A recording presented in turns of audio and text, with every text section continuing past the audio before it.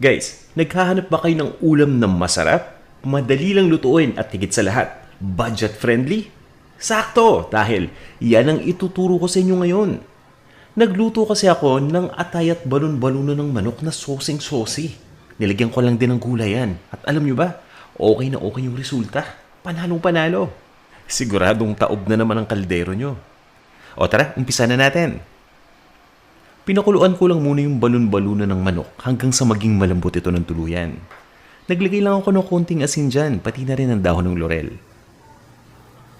Yung pagpapakulo ko dito medyo natagalan. Inabot to ng mga 50 minutes. Depende kasi yan dun sa quality ng balon-baluno na gamit ninyo. Maaring yung iba sa atin more than 50 minutes yung pagpapakulo, okay lang yan. Ang importante dapat malambot na to para hindi naman to parang goma kapag kakainin na natin.